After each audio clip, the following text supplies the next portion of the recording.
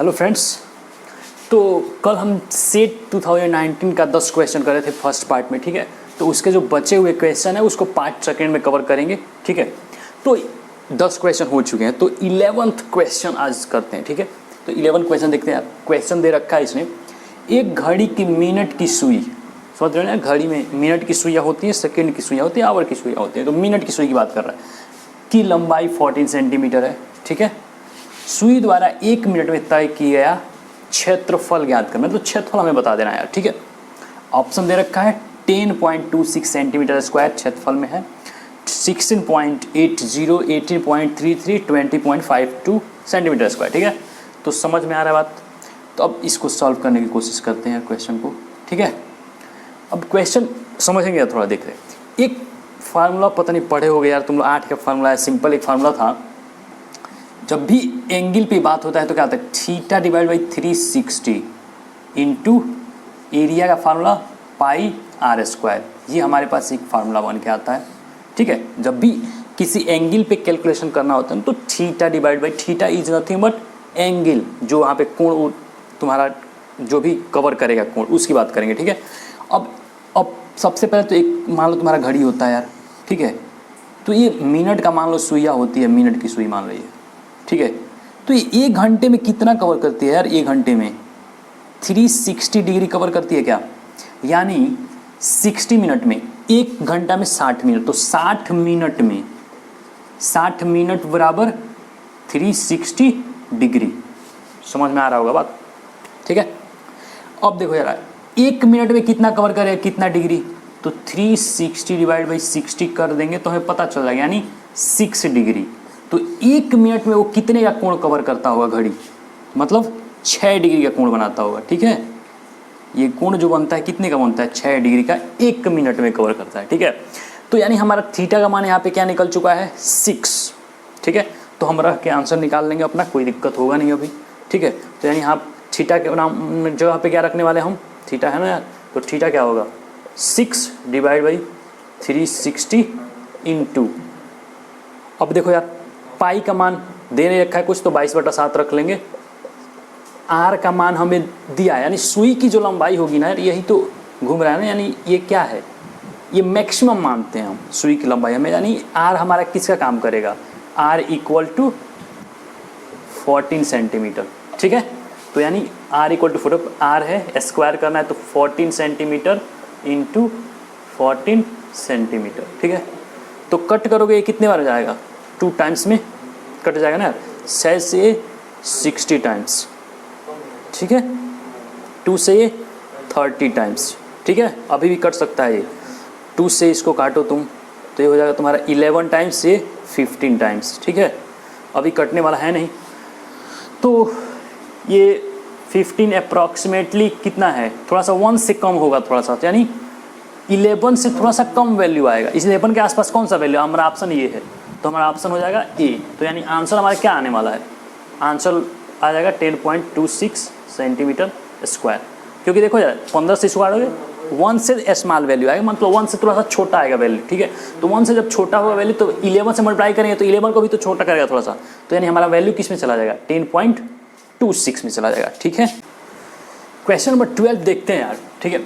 तो 12 दे रखा है यार, 84 सेंटीमीटर व्यास वाले पहिए को 792 मीटर की दूरी तय करने में कितने चक्कर लगाने पड़ेंगे, ठीक है। तो यानी पहिया होता है सिंपल किस आकार का होता है यार, सर्कुलर, यानी सर्किल, यानी वृत्त के आकार का होता है, ठीक है। तो वृत्त का आकार, इसका व्यास दे रखा है, यानी मान लो इस तरह से पहिया होगा कोई, ठीक है। इसका व्यास दे रखा है, व्यास इज 84 सेंटीमीटर, ठीक है। अब ये पहिया यार, मान लो ये पहिया यहाँ से घूमना चालू करता है, मान लो यहीं से घूमना है, इसको छोड़ो, यहाँ पे तुम मानो, ठीक है, मान लो यहाँ से घूमना चालू करता है, तो ये एक चक्कर जब लगाएगा ना यार, एक चक्कर जब ये लगाएगा तो क्या करेगा, यहाँ से मान लो घूमना चालू हुआ तो पहिया क्या करेगा, ये रोटेट करेगा, ठीक है। तो ये पॉइंट क्या होगा, उठ के ऊपर जाने लगेगा, फिर जब ये पॉइंट यहाँ पे आएगा, मतलब ये पूरा एक कंप्लीट चक्कर कब लगाएगा, जब यही पॉइंट फिर से यहाँ पे आके मिल जाए, तो एक चक्कर बोलेंगे उससे। एक चक्कर में ये कितना दूरी तय करेगा यार, अपने परिधि के बराबर तय करेगा कि नहीं करेगा, परिधि के बराबर, यानी सरकमफ्रेंस का। तो परिधि क्या होता है, परिधि होता है वृत्त का 2 पाई आर के बराबर, ठीक है, 2 पाई आर के बराबर। यानी इसको ऐसे भी लिख सकते हैं, पाई 2r को हम डायमीटर भी तो बोलते हैं, तो पाई डी भी लिख सकते हैं, पाई डी परिधि लिख सकते हैं ना यार, ठीक है। तो एक चक्कर में ये कितना दूरी तय कर रहा है ये हम पहले समझ लेते हैं कितना होगा, ठीक है। तो पाई डी यानी परिधि इसका क्या होगा, एक चक्कर में तय की गई पहिया द्वारा दूरी हो जाएगी परिधि इसकी। तो पाई यानी 22/7 ले लो और यहाँ पे 84 लो, 12 12 टाइम 12 चौको 12 दूना 24 के 4 चल दो 264 सेंटीमीटर, यानी 264 क्या होगा सेंटीमीटर, ये कवर करेगा एक चक्कर रोटेट करने में, ठीक है। जब एक चक्कर लगाएगा तो कितना कवर करेगा वो 264 सेंटीमीटर कवर करेगा, ठीक है। अब बोला है ना यार कि 792 मीटर की दूरी कितने चक्कर में कंप्लीट कर पाएगा ये, ठीक है। ये थोड़ा दिक्कत है इसमें। अब क्या होता है ना, चक्कर जब निकालते हैं, नंबर ऑफ चक्करों की संख्या जब निकालते हैं, ठीक है, तो चक्करों की जब संख्या निकालते हैं तो वो क्या करना है, यानी पूरी दूरी कितनी है, क्योंकि एक चक्कर में इतना रखा है, ठीक है, यानी एक चक्कर में इतना दूरी कर रहा है, तो पूरी दूरी के लिए क्या करेंगे, टोटल डिस्टेंस डिवाइड बाई एक चक्कर की दूरी अगर ले लें तो निकल जाएगा ना नंबर ऑफ चक्कर। तो नंबर ऑफ चक्कर के लिए टोटल डिस्टेंस क्या है, अब देखो यहाँ पे सेंटीमीटर में है, ये मीटर में दे रखा है, ठीक है, ये ध्यान देना हमें, ठीक है, मीटर में दे रखा है, ये सेंटीमीटर में दे रखा है। तो क्या होगा 792 इंटू मीटर में कन्वर्ट करेंगे, 100 से मल्टीप्लाई कर लेंगे, सेंटीमीटर बनने वाला है, डिवाइडेड बाई ये हो जाएगा तुम्हारा 264, ठीक है। तो ये 3 चौको 12, ठीक है, 3 टाइम्स में कटेगा, नहीं, आंसर इज 300 चक्कर। तो ये कितने बार में होगा, यानी ये 300 चक्कर में ये जो पहिया है 84 सेंटीमीटर व्यास वाला, वो 300 चक्कर में 792 मीटर की दूरी को पूरा कंप्लीट कर लेगा, ठीक है। तो ऐसा है क्वेश्चन, आई होप समझ में आ गया होगा, ठीक है। क्वेश्चन नंबर 13 को देखते हैं यार, ठीक है। लिखा है यहाँ पे एक वृत्ताकार ट्रैक मतलब रास्ता, वृत्ताकार मतलब शांति सर्कुलर की आंतरिक और बाह्य, आंतरिक का मतलब होता है अंदर का, ठीक है, आंतरिक मतलब अंदर वाला, बाह्य मतलब एक रास्ता है, सर्कुलर रास्ता, मान लो इस तरह से कोई रास्ता होगा, ठीक है, इस तरह से मान लो कोई सर्कुलर रास्ता है, ये मान लो रास्ता है, ठीक है, ये वाला पार्ट क्या है, रास्ता है, ठीक है, यहाँ मान लो ये सेंटर है इसका, ठीक है। अब दिया यहाँ पे परिधि क्रमशः 352 मीटर और 396 मीटर, जो अंदर की परिधि यानी ये वाली परिधि है, जो ये वाली परिधि, तो इसका मान दे रखा है कितना, ये वाली परिधि का मान दे रखा है 352 मीटर, और ये वाली जो परिधि है इसका मान दे रखा है 396 मीटर्स, ठीक है। तो अब बोला है ना इसकी लंबाई, अब ये चौड़ाई कितनी की है ये, ठीक है। अब देखो यार ध्यान से, अगर मान लो ये एक रेडियस यहाँ पे है, मान लो ये स्मॉल आर है और ये कैपिटल आर है, ये वाला पूरा बड़े वाले का कैपिटल आर मान रहा हूँ, ठीक है। तो अगर मैं बड़े वाले आर में से स्मॉल वाले आर को घटा दूँ तो हमें पता चलेगा ना कितनी चौड़ाई है ट्रैक, रास्ता कितना चौड़ा है, ठीक है। तो उसके लिए परिधि दिया हमें, आर का मान बताया नहीं है इसने, परिधि मगर दिया है इसने, ठीक है। तो परिधि दिया है, उसका हम कैलकुलेशन कर लेंगे, ठीक है। तो देखिए ये परिधि जो होता है ना यार 2 पाई आर इक्वल टू दे रखा है 352 मीटर्स, ठीक है। फर्स्ट केस ये दिया, तो 2 into 22/7 into r equal to 352, ठीक है, कोई दिक्कत नहीं होगा समझने में। अब देखो यार इसको थोड़ा कट करके चेक कर लेते हैं हम कितना आ रहा है, ठीक है। ये 44 हो जाएगा, ठीक है। तो आर इक्वल टू क्या हो जाएगा 352 इंटू 7/44, ठीक है। इसको काटो,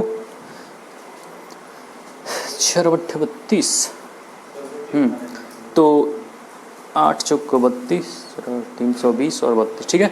तो 8 बार में चला जाएगा, 8 इंटू 7 यानी 56 मीटर हो जाएगा, ठीक है। ये समझ में आ रहा होगा बात। अब एक और केस हमारा किसका है, एक और केस है 2 पाई आर बराबर दे रखा है इसने 396 मीटर दे रखा है, ठीक है। तो फिर वही फिर से केस आ गया ना, 2 into 22/7 into r equal to 396, ठीक है। तो r इक्वल टू क्या हो जाएगा 396 इंटू 7 डिवाइड बाई 44, तो इससे करोगे कितने आ जाएगा, 8 टाइम्स में ये कटा था, 9 टाइम्स में ये जाएगा, 63 टाइम्स, 63 मीटर, 7 9 63, यानी 63 मीटर हो जाएगा हमारा। ठीक है, अब ये आर का मान है हमारे पास, ठीक है, और ये स्मॉल आर का मान, हमें निकालना क्या था, आर माइनस आर निकालना है। ठीक है, तो आर हमें पास है 63 माइनस 56, क्या आंसर आने वाला है, 7 मीटर आंसर आ जाएगा। तो आंसर इज 7 मीटर। ठीक है, यानी option number C is the right answer for this question.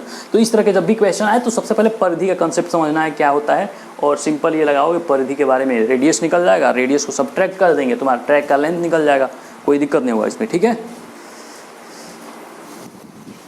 तो क्वेश्चन 14 को देखते हैं यार। ठीक है, तो दिया यहाँ पे, यदि एक अर्धवृत्ताकार, ठीक है, अर्धवृत्ताकार चांदा की परिधि 66 सेंटीमीटर है तो व्यास क्या होगा। परिधि दे रखा है 66 सेंटीमीटर, तो व्यास क्या होगा। ठीक है, तो कैलकुलेशन कर लेते हैं इसका यार। सिंपल, पहले चांदा कैसे होता है यार, इस तरह से होगा और इस तरह से रोटेट करके इसमें आके मिलाओ, इस तरह से चांदा होगा हमारे पास। ठीक है, अगर मान लेते हैं चांदा का रेडियस आर है, तो यहाँ से यहाँ तक की दूरी 2r यानी डायमीटर होगा, ये 2r के बराबर होगा, और ये दूरी कितना होती है, ये परिधि का आधा है, यानी परिधि क्या होता है 2 पाई r डिवाइड बाई 2 हो जाएगा ना, ये परिधि आधा है तो डिवाइड कर दिया हूँ 2 से, तो यानी क्या हो जाएगा पाई r। अब जब हम इसको लिखेंगे जोड़ के ये एक साथ यार, तो क्या मिलने वाला हमें, यहाँ पे मिल जाएगा 2r प्लस पाई r। तो ये हो गया क्या इसका परिधि, टोटल परिधि चांदे का हुआ ये, और ये किसके बराबर दे रखा है यहाँ पे 66 सेंटीमीटर के बराबर दे रखा है। ठीक है, यहाँ पे कॉमन क्या ले सकते हैं हम, देखो जरा ध्यान से, कॉमन ले सकते हैं आर को कॉमन लो, क्या हो जाएगा 2 प्लस पाई, यानी पाई का मान 22/7 इक्वल टू 66 सेंटीमीटर। तो r इक्वल टू 2 भी कॉमन ले सकते हो, क्योंकि 2r का ही मान बताया, 2 भी कॉमन ले लो, ज़्यादा अच्छा रहेगा, 2r ला लो कॉमन, क्या हो जाएगा 1 प्लस 11/7 इक्वल टू 66 सेंटीमीटर। तो ये हो जाएगा 2r, 82 बताना है ना यार। ठीक, तो ये हो जाएगा तुम्हारा 7 11 18/7 इक्वल टू 66 सेंटीमीटर। ठीक है, तो 2r यानी व्यास बराबर 66 इंटू 7 डिवाइड बाई 18। ठीक है, 18 54 18 को 72 यानी 4 पॉइंट समथिंग, 18 को 72 नहीं 3 पॉइंट समथिंग, 7 3 का 21, 21 वाला तो ऑप्शन पूछा है, 21 पॉइंट समथिंग आएगा, यानी ये आता है 25 पॉइंट समथिंग आता है। ठीक है, कैलकुलेशन कर लोगे आ जाएगा तुम्हारा पॉइंट समथिंग सेंटीमीटर। ठीक है, इसमें ऑप्शन कोई है नहीं, इसलिए option D is the right answer, none, कोई भी ऑप्शन नहीं होता है इसमें से। ठीक है, option D is the right answer. तो सॉल्यूशन है सिंपल, ये ध्यान देना हमें कि 2r प्लस पाई r कहाँ से आया है, इस पे काम करना जरूरी है, ये वाला समझना जरूरी है, बाकी सारी चीज़ें कोई दिक्कत है नहीं। ठीक है, ठीक है, नेक्स्ट क्वेश्चन। इस क्वेश्चन को बड़ा ही इंपॉर्टेंट क्वेश्चन है। ठीक है, एक ग्रॉसरी विक्रेता, कोई दुकानदार है ग्रॉसरी जो बेचता है, टी सेट वगैरह बेचता होगा, ठीक है, को टी सेट मतलब चाय का होता है ना, चाय जिसमें सर्व किया जाता है, किसी को दिया जाता है, तो वो सेट होगा, उसका ट्रे होगा, कप होगा, जो भी हो, 5% हानि तथा लेमन सेट, अब पता नहीं क्या यार, लेमन मतलब तो नींबू होता है, नींबू एसिड कौन सा पता नहीं, लेमन सेट पर 15% लाभ से बेचने पर ₹7 का लाभ होता है। ठीक है, यानी अगर वो टी सेट बेचता है तो 5% हानि पर बेच दिया उसने। ठीक है, और लेमन सेट पे 15% लाभ कमाता है। ठीक है, तो उसको पूरा टोटल जब करता है उसको टोटल, तो उसको ₹7 मिल जाता है। ठीक है, अब सेकेंड केस एक और है, टी सेट को अगर 5% लाभ पे बेच रहा है और उसको भी कौन सा था, लेमन सेट को भी 10% लाभ पर बेचता है, दोनों को 10, एक को 5% पे, एक को 10% पे बेचता है, तो कितना कमाता है, ₹13 कमाता है।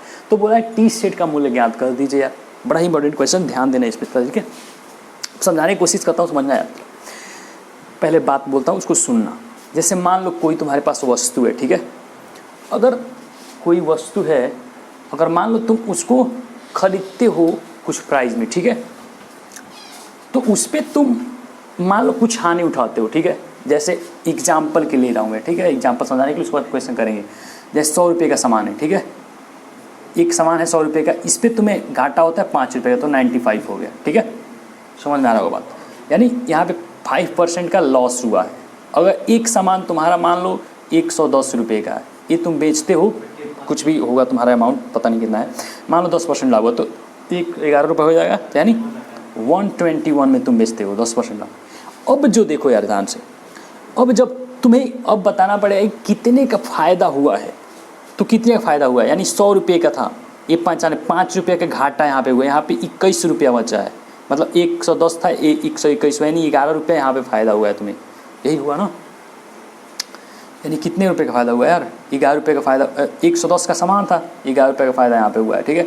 और यहाँ पे 5 रुपये का तुम्हें लॉस हुआ है, ठीक है। समझ में आ रहा होगा बात ये, ठीक है।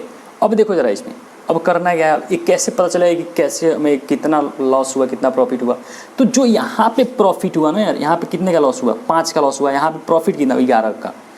तो ये जो 11 रुपया है और यहाँ पे लॉस हुआ है 5 रुपये का, तो इसमें से अगर हम घटा दें तो कितना रुपये बचता है, 6 रुपया। यानी हमें कितने रुपये का टोटल फ़ायदा होगा, इन दोनों को बेचने के बाद फ़ायदा तो 6 रुपये का ना होगा यार, बात समझो। जैसे 5% कम किया तो 95 में बेचा होगा ये, ठीक है। तो यानी 5 रुपये घाटा यहाँ पे लगा, 5 रुपये में जो भी फ़ायदा इसमें से मिलेगा 5 रुपये हमें घटाना ही पड़ेगा उसमें से, क्योंकि 5 रुपये घाटा लग चुका है पहले काम में, ठीक है। बात समझ में आ गया होगा, ठीक है, ओके। अब क्वेश्चन करते हैं, ठीक है, अब क्वेश्चन करते हैं हम।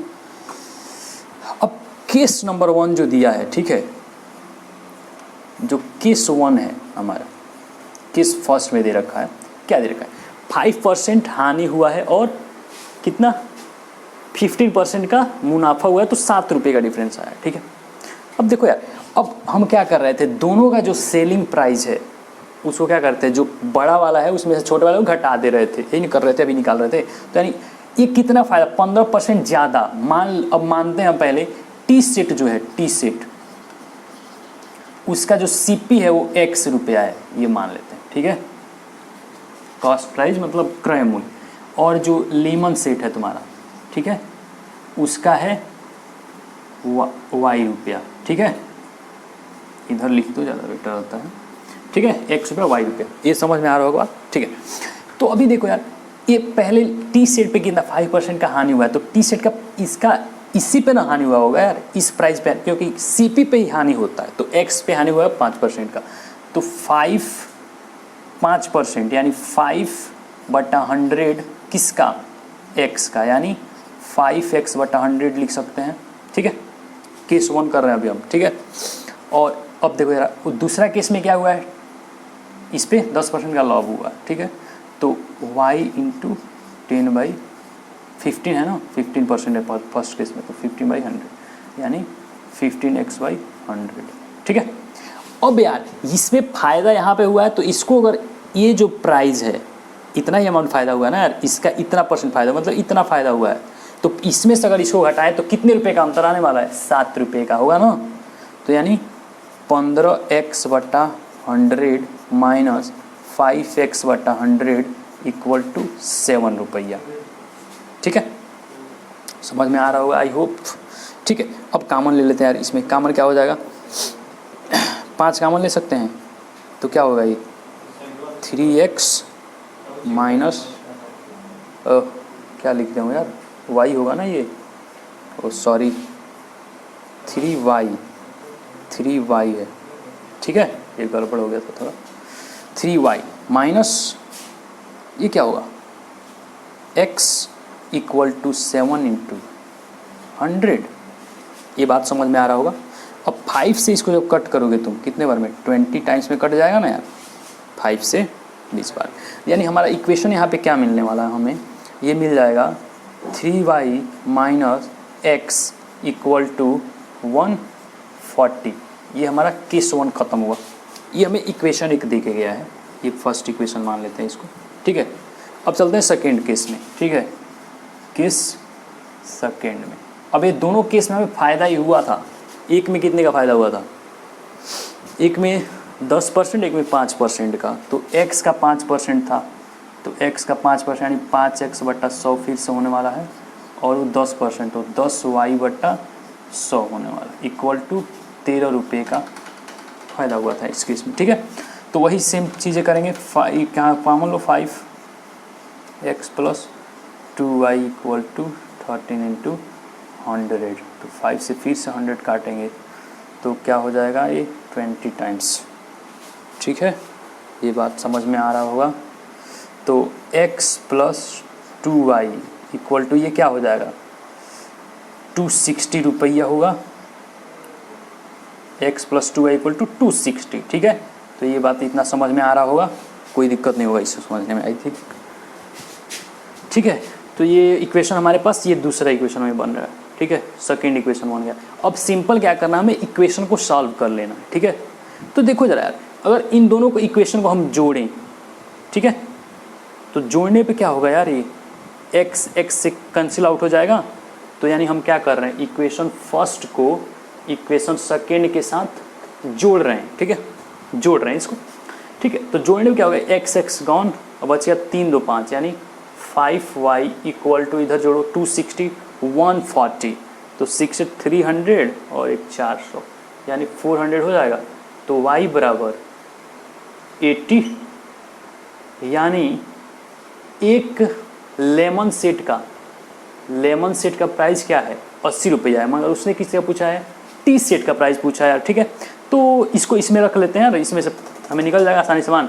तो इसको पुट करते हैं दूसरे इक्वेशन में। ठीक है, इसको y इक्वल टू 80 पुट करेंगे दूसरे इक्वेशन में, इसको पुट करके निकालते हैं। तो क्या हो जाएगा, ये x प्लस 2 इंटू 2y है, तो 2 इंटू 80 इक्वल टू कितना है, 260। तो x plus 2 into 80 means 160 equal to 260।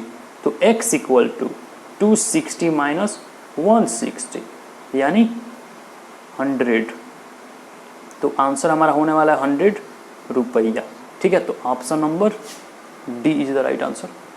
ठीक है, तो इस तरह से क्वेश्चन करना है, इसको क्वेश्चन को बड़ा ध्यान से करना, क्योंकि इसको वीडियो को रोको और समझो यार, ये कंसेप्ट समझना बड़ा ज़रूरी है।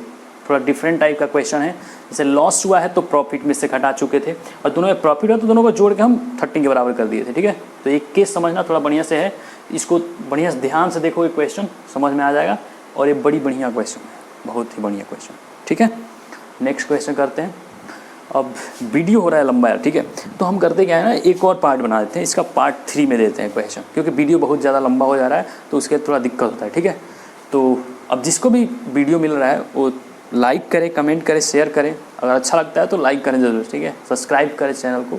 ठीक है, धन्यवाद, मिलते हैं थर्ड पार्ट में इस वीडियो को। Thank you.